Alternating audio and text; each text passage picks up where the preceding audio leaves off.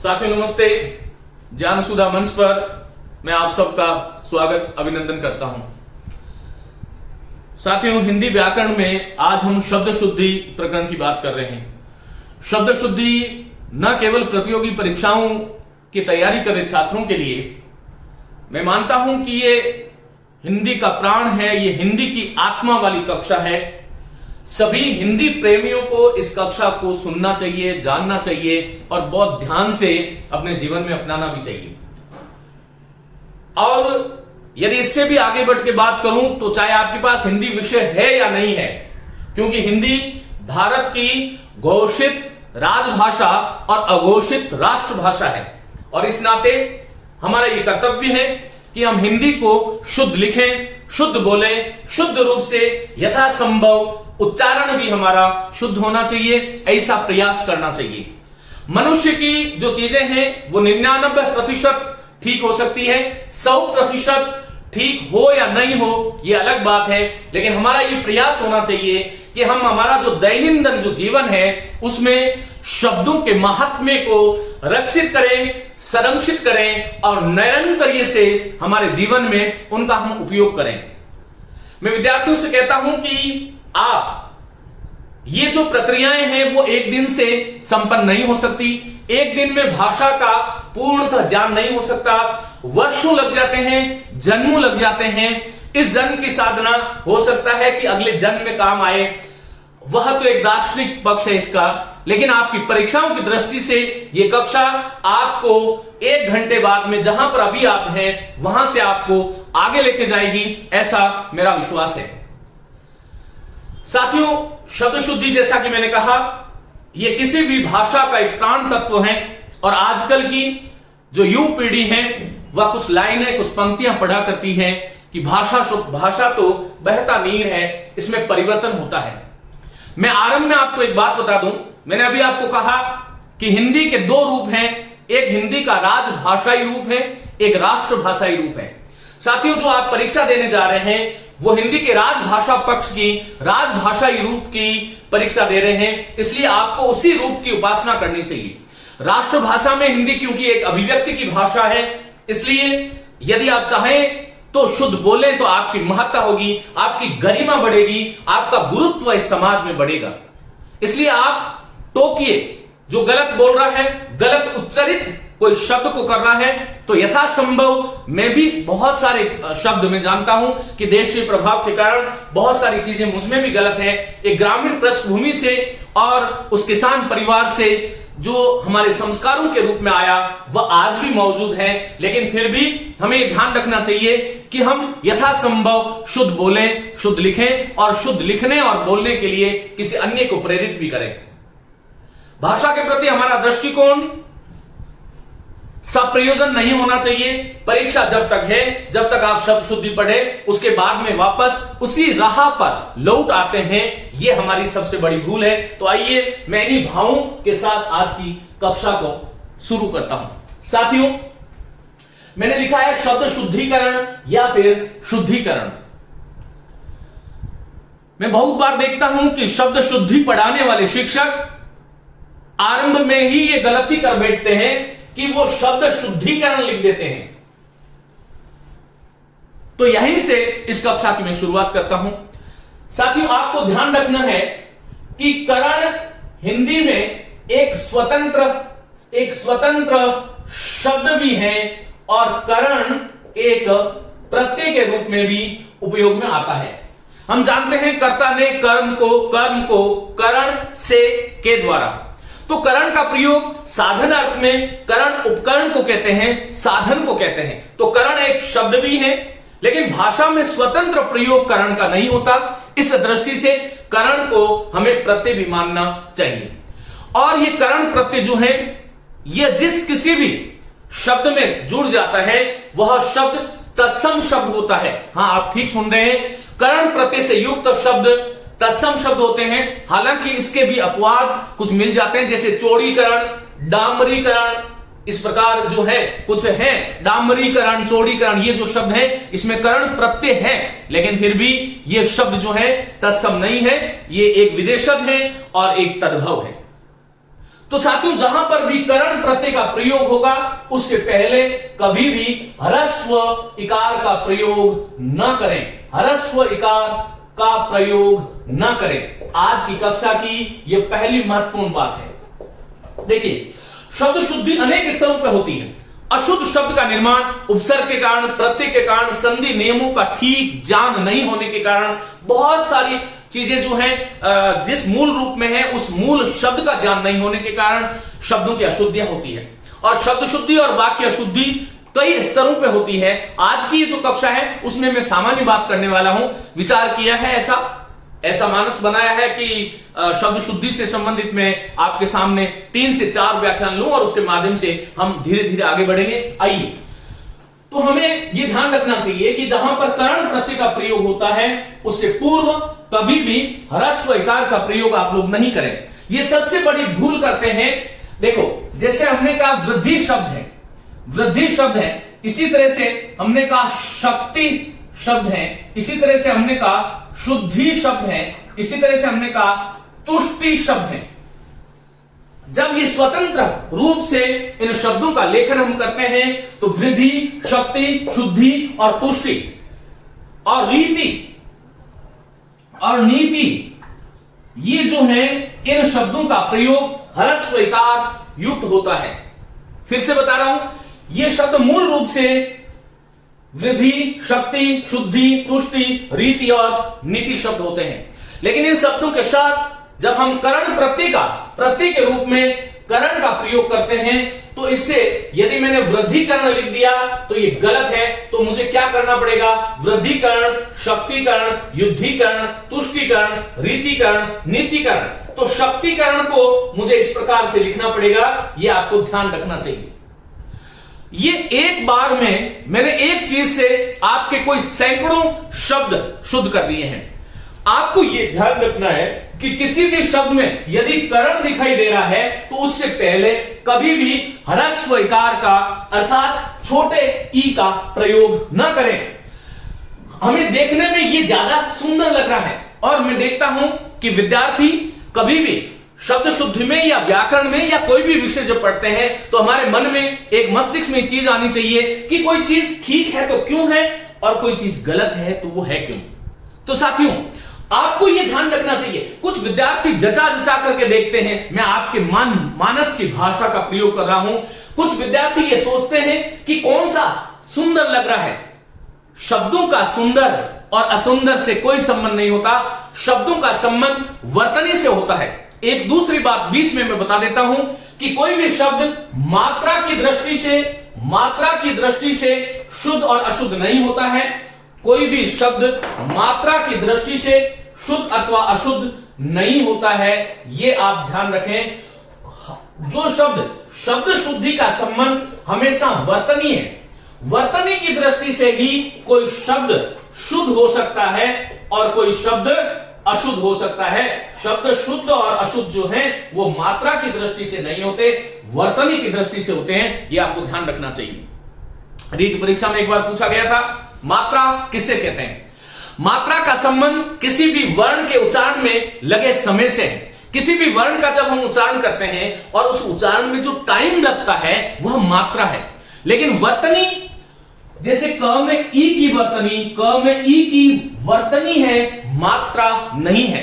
तो कोई भी शब्द मात्रा की दृष्टि से शुद्ध अशुद्ध नहीं हो सकता, वर्तनी की दृष्टि से शब्द शुद्ध या अशुद्ध होता है, यह ध्यान रखिएगा। तो वर्तनी का आपको ध्यान रखना है कि कर्ण प्रत्यय जुड़ जाए तो फिर आपको शक्ति भले ही देखने में अच्छा लगे कि नहीं लगे, लेकिन आपको यह ध्यान रखना चाहिए। तो इसी प्रकार बहुत सारे शब्द जो हैं और हो सकते हैं। शुद्धिकरण है, निजीकरण है, औद्योगिकीकरण है, भूमंडलीकरण है, प्रकटीकरण है, आधुनिकीकरण है, शहरीकरण है, चौड़ीकरण है, डामरीकरण है, नवीनीकरण है, सशक्तिकरण है, कंप्यूटरीकरण है, साधारणीकरण है। ये जितने भी शब्द मैंने आपके समाजीकरण है, केंद्रीकरण है। कुछ लोग केंद्रीयकरण लिख देते हैं, ये ध्यान रखिएगा, ये केंद्रीयकरण गलत शब्द है। शुद्ध शब्द होगा केंद्रीकरण। जो केंद्र में नहीं था, जो सेंटर में नहीं था, जो मध्य में नहीं था, उसको सेंटर में लेकर के आने की जो प्रक्रिया है वह केंद्रीकरण है। आपको यह ध्यान रखना है कि करण प्रत्यय जो है वो शुद्धि के अर्थ में जुड़ता है, तो केंद्रीकरण शुद्ध शब्द होता है। इसी प्रकार मैंने कहा नवीनीकरण, नवीनीकरण, नवीनीकरण, तो यहां पर नी दीर्घ होगा। लेकिन एक शब्द ध्यान रखें, एक शब्द है पृथक्करण। पृथक्करण में पृथकीकरण नहीं करना है। विजानीकरण, उद्योगीकरण, अभी अभी शुद्ध अशुद्ध में पूछा है, तो ये ध्यान रखना है, जो उद्योग नहीं था पहले उसको उद्योग लगा दिया गया, तब हम कहते हैं उद्योगीकरण।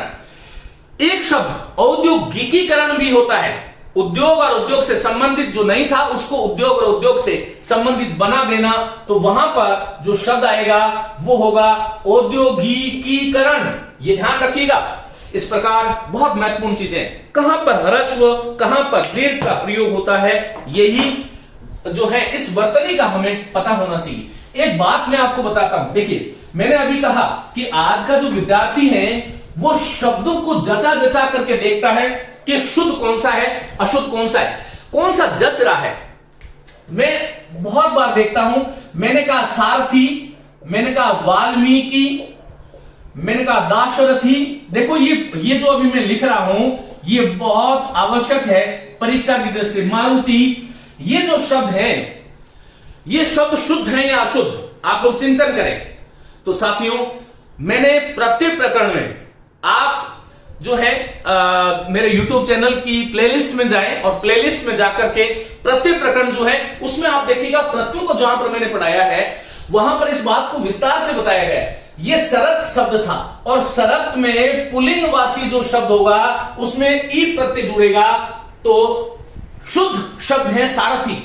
लेकिन मैंने कहा ना सारथी देखने में बड़ा हल्का सा लगता है, हमारी चीज तो हम तो बड़ा सोचते हैं, बड़ा करते हैं, और मात्राओं वर्तनी के संबंध में यह नियम नहीं लगता। वैसे आम जीवन में, वैसे दैनंदिन जीवन में बड़ा सोचिए, सकारात्मक सोचिए, अच्छा सोचिए, कुछ और अच्छा होगा। लेकिन शब्दों के मामले में तथ्यात्मक सोचिए, तार्किक सोचिए। वाल्मीकि शब्द था, वाल्मीकि शब्द में ई जुड़ा, ई जुड़ने से वा का वा हो गया, शब्द बना वाल्मीकि।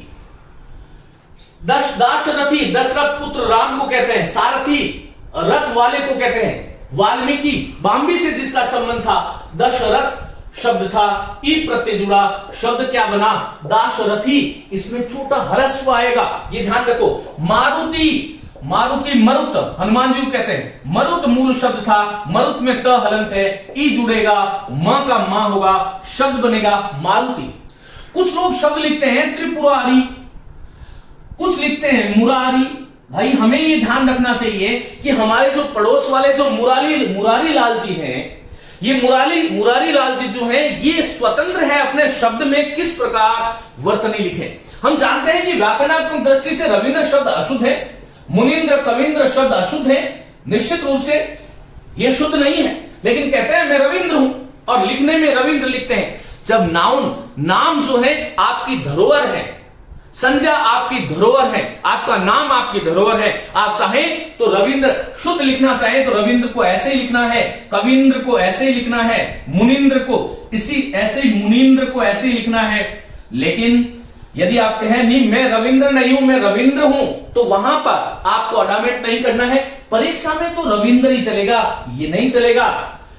इसलिए मुरारी लाल जी जो हैं वो आपके पड़ोस वाले मुरारी लाल जी यदि अड़ जाए कि मुझे तो दीर्घ ई ही लिखना है, तो आप उनको रोक नहीं सकते, टोक नहीं सकते।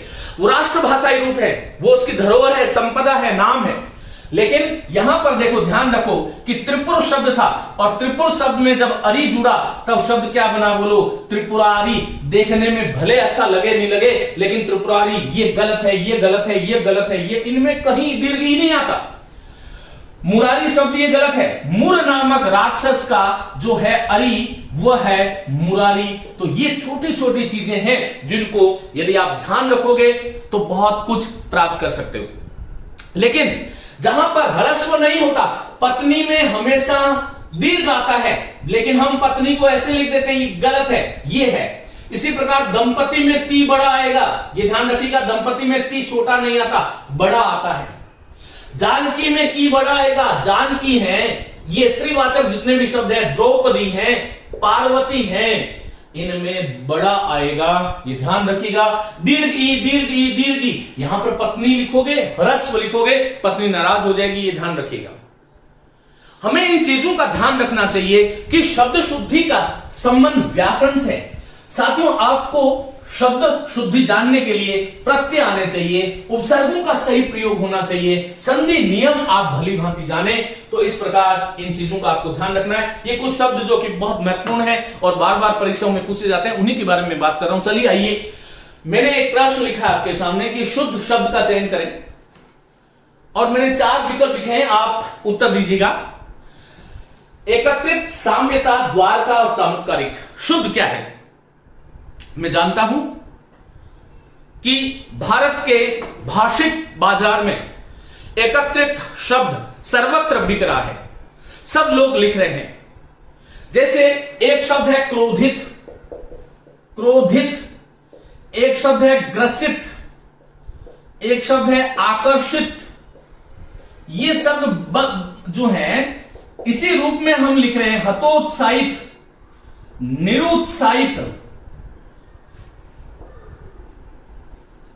निरुत्साहित, हतोत्साहित, आकर्षित, ग्रसित, क्रोधित।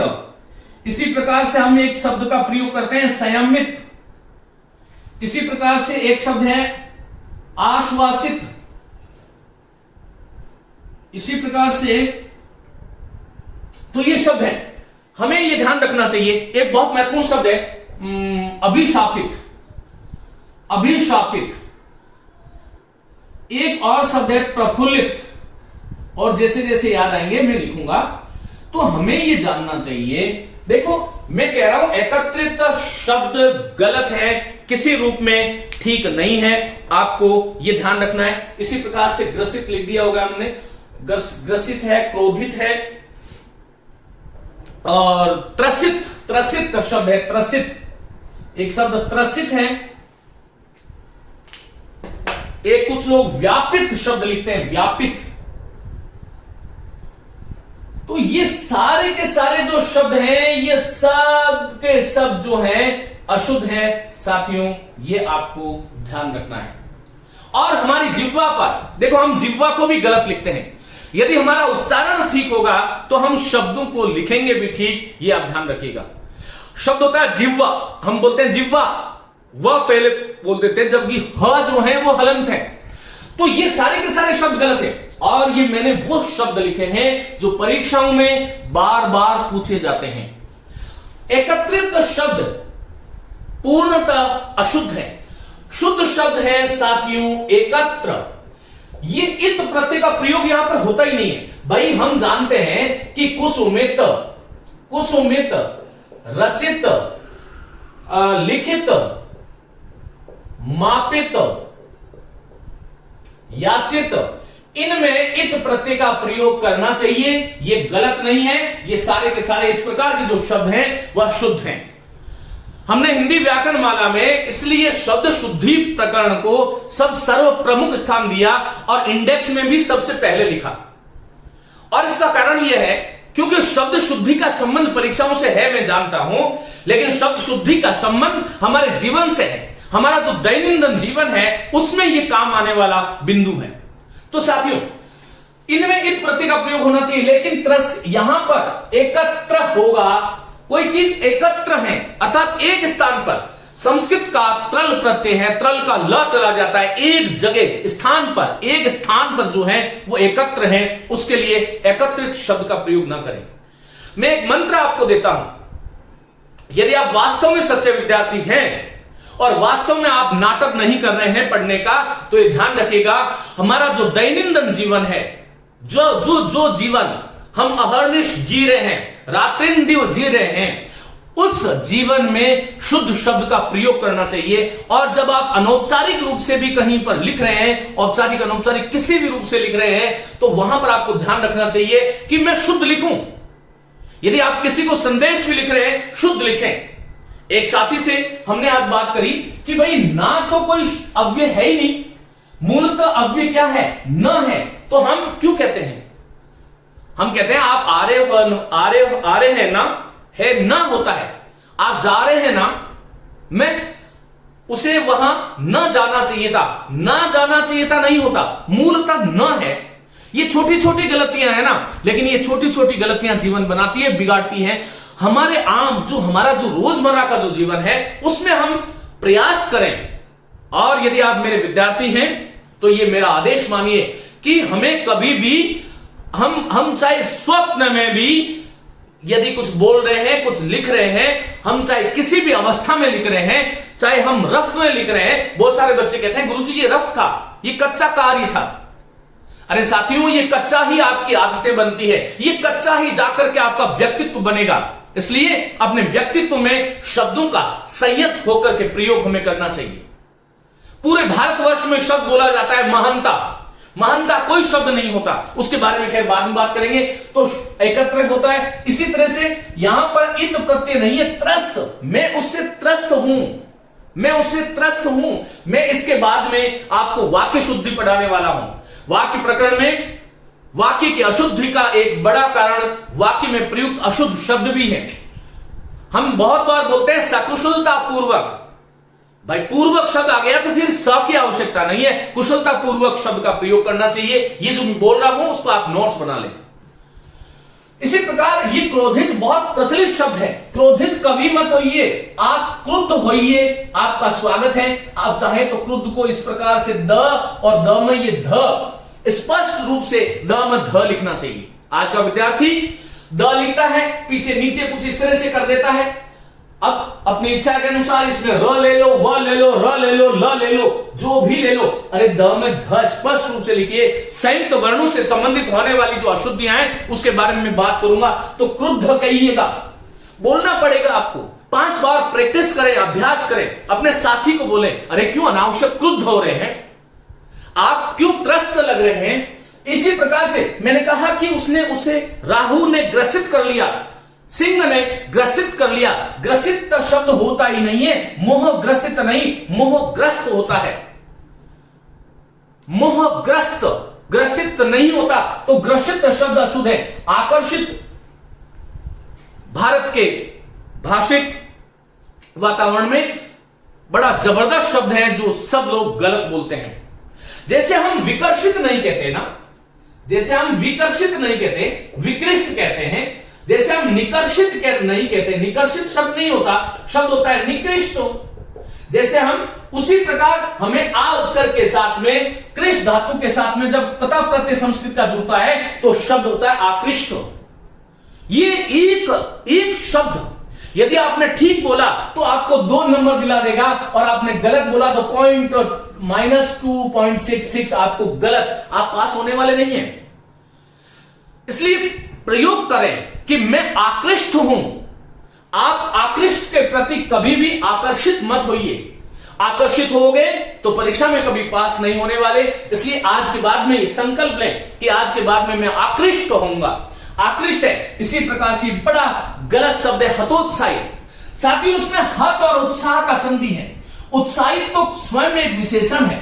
उत्साहित अकेला शब्द उत्साहित ठीक है, कोई समस्या नहीं है, लेकिन उत्साहित का है उत्साह वाला।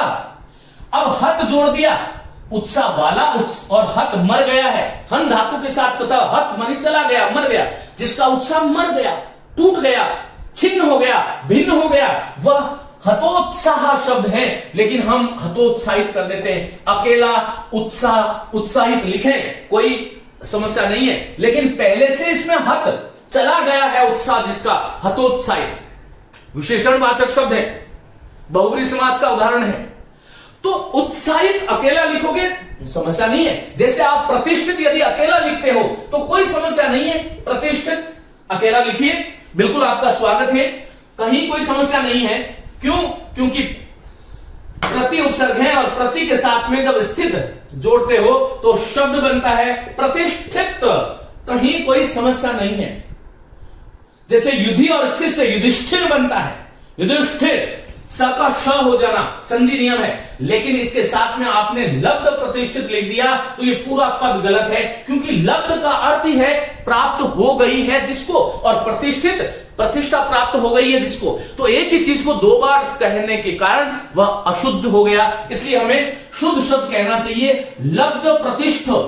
या तो मैं कह दूं कि वो व्यक्ति प्रतिष्ठित है तो कोई समस्या नहीं है, हर व्यक्ति प्रतिष्ठित है, तो हम ये कह सकते हैं प्रतिष्ठित वहां पर उस वाक्य में कहीं अशुद्ध नहीं है, लेकिन लब्ध के साथ में कभी भी प्रतिष्ठित का प्रयोग ना करें, यह आपको ध्यान रखना चाहिए।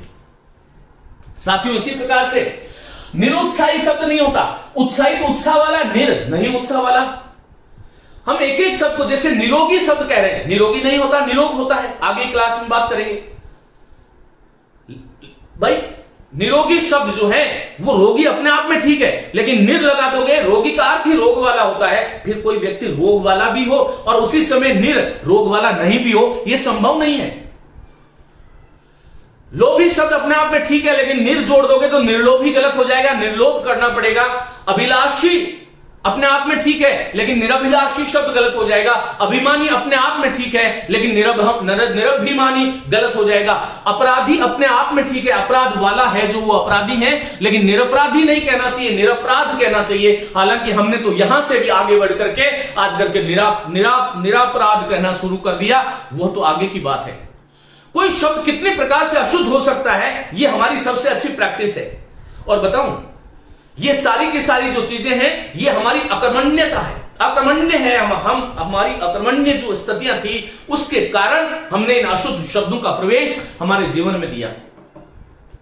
हम यदि पहले से सचेष्ट, जागरूक और जागृत होकर के इन शब्दों का प्रयोग यदि करते तो ये कदाचित अशुद्ध नहीं होते। ये बहुत बड़ी बात है। कोई भी एक दिन में बहुत बड़ा व्याकरण नहीं बन सकता। सालों की साधना होती है, वर्षों की साधना होती है, तब जाकर के वह शब्द जो है वो उस रूप में आता है। और उस शब्द को विकृति, यदि शब्द में विकृति आती है तो मैं सदैव कहता हूं कि शब्द हमारी सांस्कृतिक मूल्यों का, शब्द हमारी सांस्कृतिक मूल्यों का प्रतिबिंब है। भाषा, हमारी जो भाषा है वो सांस्कृतिक प्रतिबिंब है हमारा। शब्द गलत हुआ, शब्द विकृत हुआ तो हमारे सांस्कृतिक जो मूल्य हैं वह भी विकृत होंगे, यह आपको ध्यान रखना चाहिए। तो निरुत्साहित नहीं, निरुत्साह कहें। संयमित शब्द नहीं होता, या तो आप संयम बना लें, वह संयम है, वह संयम में रहता है, भाववाचक शब्द। और इसका विशेषण यदि बनाना है तो यह संयत शब्द होता है, संयत, वह संयत है, तो संयत होना चाहिए। आश्वासित नहीं होता, क्या होगा बोलो, आश्वस्त। मैं आपको आश्वासित करता हूं, यह बहुत बार मैंने सुना है और यही परीक्षाओं में आता है, लेकिन वस्तुतः ठीक जो शब्द हैं वह आश्वस्त हैं। इसी प्रकार से यह शब्द अभिशापित हैं। अभिशापित शब्द नहीं होता साथियों, शब्द होता है अभिशप्त। शुद्ध शब्द है अभिशप्त, यह ध्यान रखिएगा, अभिशप्त। इसी प्रकार प्रफुल्लित, एक तो शाप शब्द होता है, शाप। ये शाप जो है यह श्राप नहीं है, श्राप अशुद्ध है, उसने उसे श्राप दे दिया। अरे भाई श्राप तो कोई शब्द ही नहीं है, शाप शब्द है, शाप। तो इसी प्रकार शापित नहीं होगा, अभिशप्त होगा। जैसे ग्रसित नहीं, ग्रस्त। तो इसी प्रकार प्रफुल्लित, प्रफुल्लित, फूला हुआ। तो प्रफुल्लित में इत जोड़ने की जरूरत नहीं है, शुद्ध शब्द है प्रफुल्ल, प्रफुल्ल। मैं संस्कृत की दृष्टि से वहां पर शब्द को बता नहीं रहा, क्योंकि कुछ लोग हो सकता है कि नितांत हिंदी के अद्वैसाई हो, उन विद्यार्थियों के सामने संस्कृत बताना ठीक नहीं होगा। व्यापित शब्द नहीं होगा, बोलो शब्द क्या होगा, व्याप्त। आज के बाद में ये जो मैंने अभी शब्द बताए इनको आप रखिए, और साथ साथ में मैंने आपको तरीका भी बताया क्यों अशुद्ध है। तो यहां पर साथियों आपने त्रसित नहीं त्रस्त, ग्रसित नहीं ग्रस्त, क्रोधित नहीं क्रुद्ध, आकर्षित नहीं आकृष्ट, हतोत्साहित नहीं हतोत्साह, निरुत्साहित नहीं निरुत्साह, संयमित नहीं संयत। और भाषा का प्रयोग संयत होते हुए करना चाहिए। आश्वासित नहीं आश्वस्त, अभिशापित नहीं अभिशप्त, प्रफुल्लित नहीं प्रफुल्ल, और व्यापित नहीं व्याप्त कहिएगा। और इनको बार बार अपने दैनंदिन जीवन में सम्मिलित कीजिएगा। शब्द की साधना करें, यह ध्यान रखिएगा, क्योंकि शब्द हमारे यहां पर ब्रह्म है, और जैसे हम ब्रह्म की साधना करते हैं वैसे ही शब्द की साधना यदि आप करने लगे तो देखना आपके जीवन में बहुत चमत्कारिक परिणाम आ सकते हैं। साथियों साम्यता शब्द अशुद्ध है। यह क्यों अशुद्ध है, यह मैं एक बात आपको बता देता हूं। बहुत सारे साथी मुझसे पूछते हैं क्या एक शब्द में एक से अधिक प्रत्ययों का प्रयोग किया जा सकता है, हां या ना? तो मेरा उत्तर हां है, बड़ी सारी हां है कि एक शब्द में एक से अधिक प्रत्ययों को जोड़ा जा सकता है, एक से अधिक उपसर्गों को भी जोड़ा जा सकता है।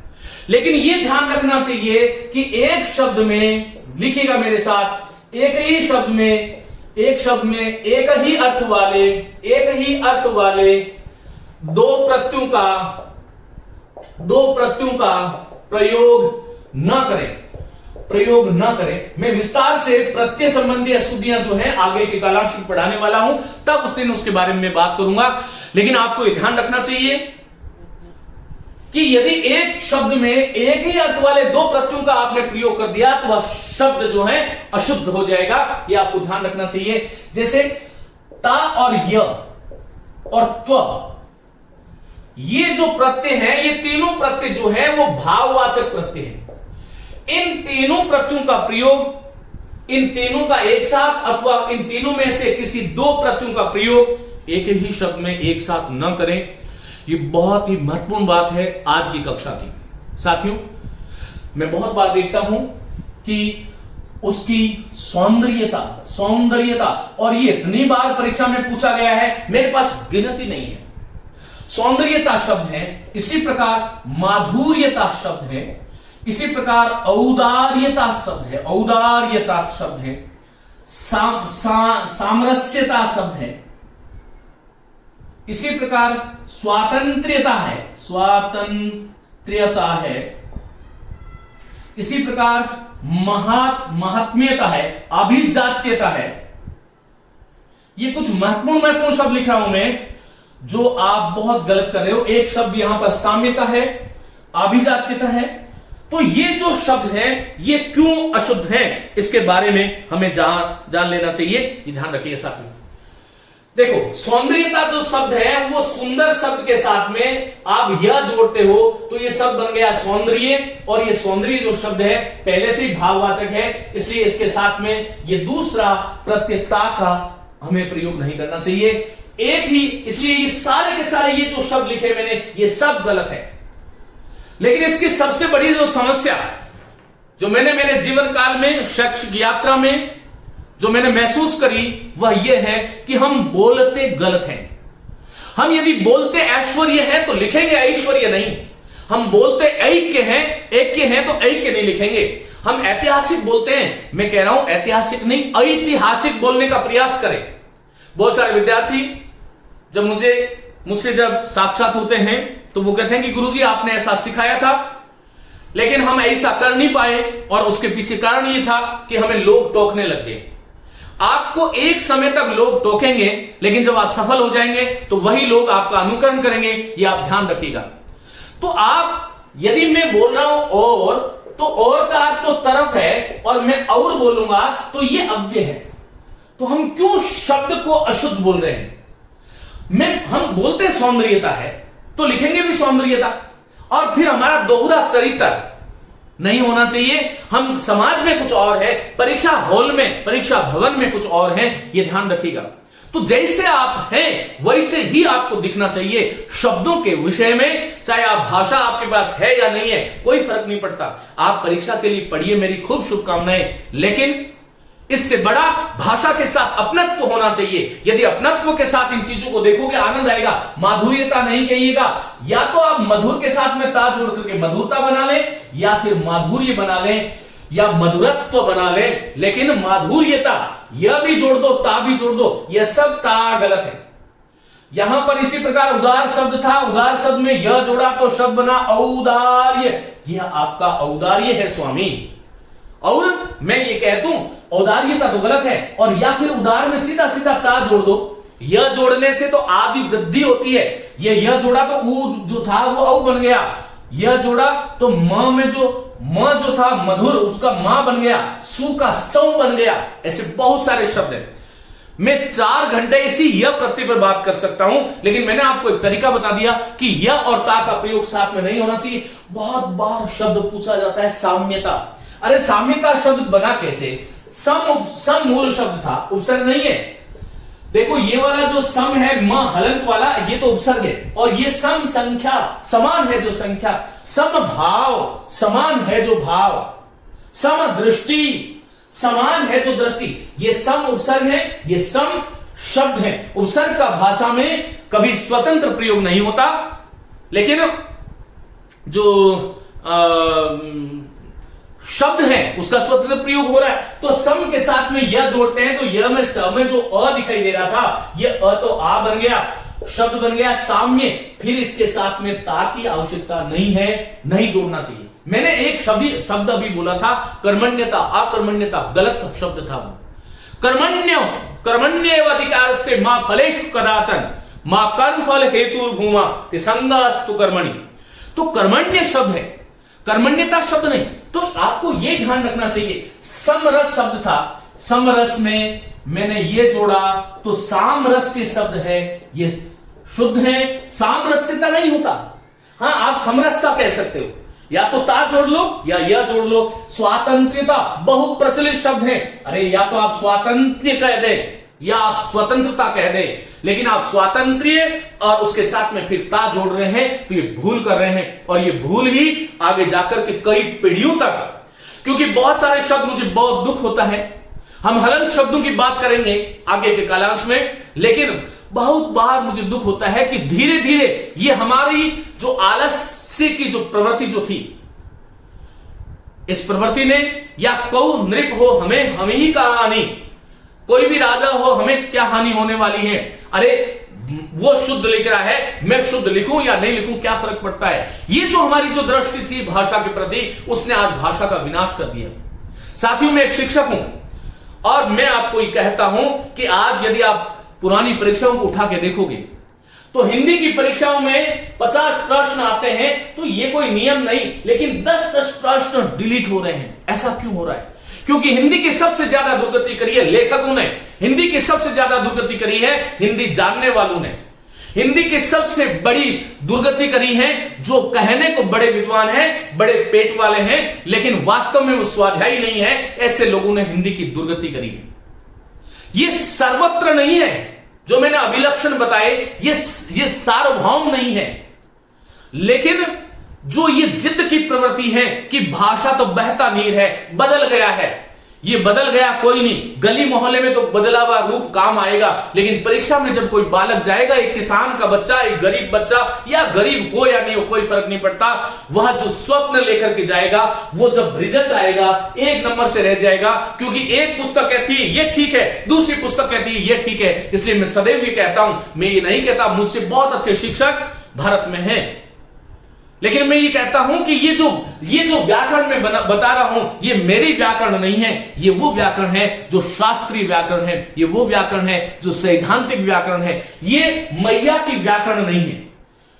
इसी प्रकार स्वातंत्र अभिजात्यता, अभिजात शब्द था, अभि उपसर्ग था, जात मूल शब्द था, ये जुड़ा, अ का आ हो गया, त हलंत हो गया, शब्द बन गया अभिजात्य।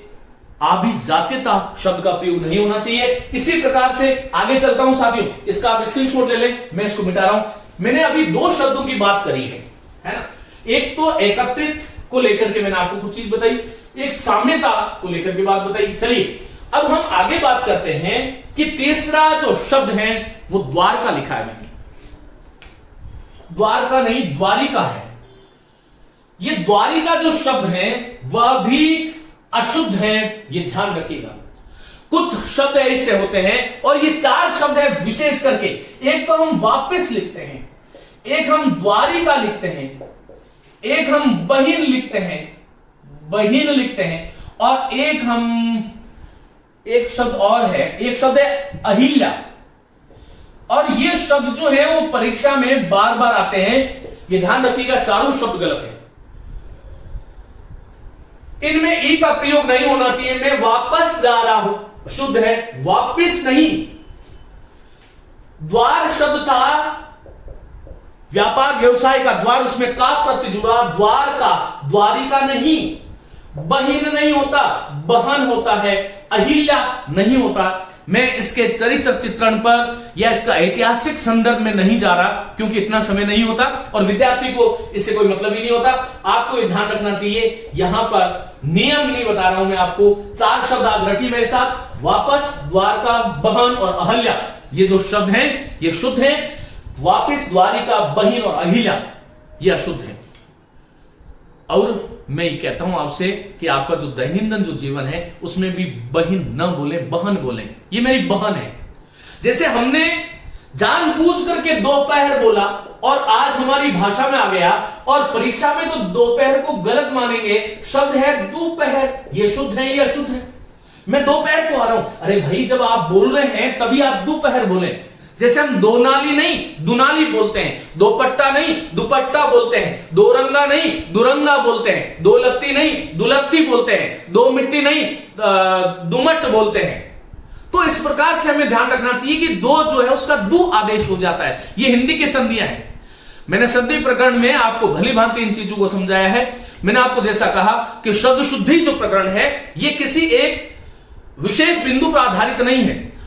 शब्द के साथ वही विद्यार्थी न्याय कर पाएगा जो संधि, समास, उपसर्ग, प्रत्यय और भाषा में आए हुए शब्दों का जो स्रोत है वो जानेगा, तभी वो शुद्ध बोलेगा, लिखेगा। तो साथियों ये द्वारिका भी अशुद्ध है। आगे देखो, ये चमत्कारी जो शब्द है इसमें ये शुद्ध है। चमत्कारी शब्द होता है लेकिन हम कहते हैं कि वो चमत्कारिक व्यक्तित्व है। अरे चमत्कारी तो चमत्कारी जो शब्द लिखोगे वो तो चमत्कारी तो चमत्कार से बनता है, लेकिन जब एक प्रत्यय जोड़ देंगे तो च का चा हो जाएगा और शब्द हो जाएगा चामत्कारिक। इसके बारे में आज की कक्षा में बात नहीं करूंगा। हम बोलते हैं अनुपातिक शब्द होता है आनुपातिक, बोलते हैं व्यवसायिक शब्द होता है व्यावसायिक, बोलते हैं व्यावहारिक शब्द होता है व्यावहारिक, बोलते हैं प्रामाणिक शब्द होता है प्रामाणिक। तो हम जैसा बोलते हैं वैसा फिर लिखते हैं, ये आपको ध्यान रखना चाहिए। मैं सर्वत्र देखता हूं बड़े बड़े जो शिक्षक हैं वह भी बोलते हैं नैतिक दृष्टि। अरे भाई नैतिक दृष्टि नहीं बोलिए। विद्यार्थी को आप पहले दिन से क्या पढ़ा रहे हैं? हमारा जीवन तो पढ़ाते पढ़ते जो है 15 वर्ष हो गए। आपका पूरा जो जीवन जो पड़ा है 40-50 वर्षों की यात्रा अभी तक आपको इस समाज और देश के लिए करनी है। और यदि अभी तक आपने रूप से गलत सीख लिया और चमत्कारिक बोलने लग गए तो ये समाज में चमत्कारिक नहीं होगा। ये कभी भी समाज जो है वो आपसे चमत्कारिक नहीं हो सकता। ये ध्यान रखिएगा। चमत्कारिक बोलने का प्रयास करें।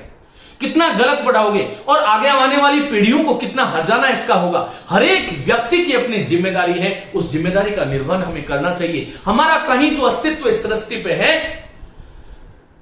तो हमें उसका निर्वहन करना चाहिए। मेरा ये आप लोगों से आग्रह है। तो चमत्कारिक शुद्ध है।